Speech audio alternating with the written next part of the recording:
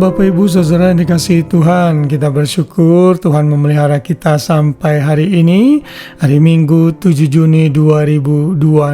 Puji Tuhan, kita boleh beribadah bersama-sama di dalam hadirat Tuhan dan melayani hari ini tentunya.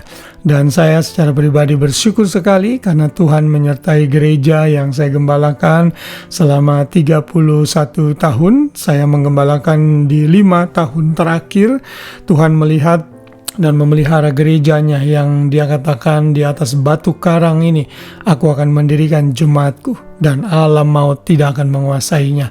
Dan biarlah saya berdoa untuk jemaat GB Immanuel yang saya layani dan saudara semua di rumah yang mendengarkan renungan ini agar kita tetap bisa berdiri teguh kuat di dalam Tuhan, karena inilah juga yang menjadi tema ulang tahun gereja yang saya layani, dan ini juga tentunya bisa menjadi tema dalam hidup kita. Di panjang tahun ini dan tahun-tahun mendatang, kita akan menghadapi banyak pergumulan. Namun kalau kita berdiri teguh di dalam Tuhan, kita akan bisa menjadi pribadi yang kuat dan mampu mengalahkan segala persoalan dan pergumulan kita sehari-hari. Haleluya. Dan hari ini kita akan belajar dalam topik dengan judul Berdiri Teguh dalam Ketekunan. Roma 5 ayat 3-4 berkata, dan bukan hanya itu saja, kita malah bermegah juga dalam kesengsaraan kita, karena kita tahu bahwa kesengsaraan itu menimbulkan ketekunan, dan ketekunan menimbulkan tahan uji, dan tahan uji menimbulkan pengharapan. Saudara, kita tidak pernah berjanji dalam hidup ini kita akan selalu mengalami masa-masa yang indah terus. Kita akan mengalami banyak masalah karena kita hidup di tengah-tengah dunia yang belum sepenuhnya dipulihkan. Karena itulah kita harus memiliki karakter yang dikatakan dalam Alkitab tekun, saudara. Ketekunan itu adalah sikap hati yang berdiri teguh, bertahan dalam iman dan tidak mudah menyerah meskipun berbagai macam pencobaan dan penderitaan datang menerpa hidup kita. Alkitab memberikan banyak sekali nasihat agar kita bisa menjadi pribadi yang tekun. Khususnya di ayat yang sudah kita baca tadi. Di sini dikatakan dalam kesengsaraan kita, kadang-kadang Tuhan izinkan kita sebagai orang percaya untuk menderita demi nama Tuhan Yesus. Dan saat kita menderita sengsara karena iman itu, kita tidak boleh putus asa, namun tetaplah hidup dalam ketekunan. Kenapa? Karena ketekunan ini akan membuat kita kuat dan tahan uji, dan tahan uji ini akan menimbulkan pengharapan. Dan pengharapan ini tidak akan mengecewakan. Orang yang tekun akan mampu bertahan sampai kesudahannya. Justru ketekunan adalah bukti apakah kita adalah orang Kristen sejati atau asli atau palsu. Orang Kristen yang palsu pasti akan menyangkal Tuhan dan meninggalkan Tuhan untuk hal-hal lain oleh hal-hal tawaran dunia yang datang kepadanya. Contohnya misalnya Yudas Iskariot. Dia menjual Yesus, mengkhianati Yesus karena uang.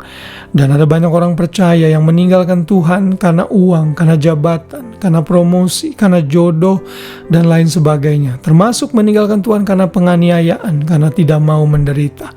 Sebagai anak-anak Tuhan, kita dipersiapkan di dalam firman-Nya hari ini bahwa kita harus menjadi pribadi yang tekun dan setia dan tidak mudah goyah.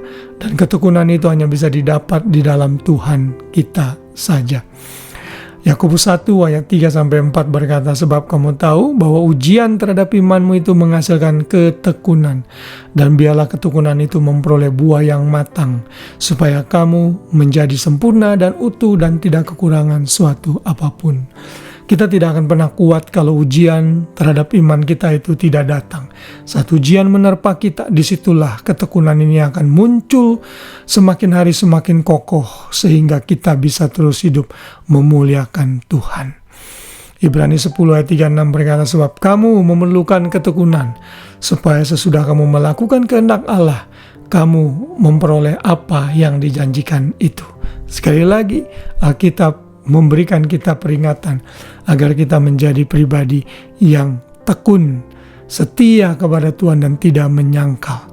Seperti yang Tuhan Yesus ingatkan dalam Matius 24 ayat 13, tetapi orang yang bertahan sampai kesudahannya, maksudnya tekun, akan selamat.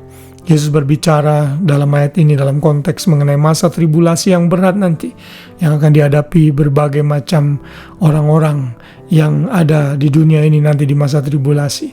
Namun kita saat ini pun juga bisa mengalami tribulasi dan penderitaan.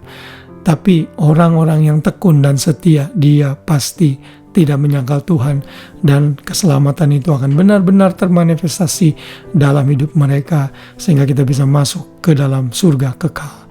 Saat kita menghadap Tuhan, Tuhan akan berkata, "Sabaslah anakku yang kekasih, masuklah dalam kebahagiaan Tuhanmu." Wow, kita tidak sabar tentunya menunggu waktunya itu.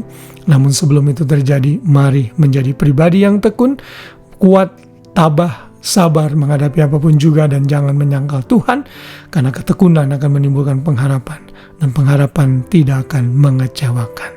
Puji Tuhan, kiranya renungan ini kembali mengingatkan kita untuk terus menjadi pribadi yang berdiri teguh, kokoh di dalam Tuhan kita Yesus Kristus. Selamat malam dan selamat beristirahat. Tuhan memberkati kita semua. Shalom.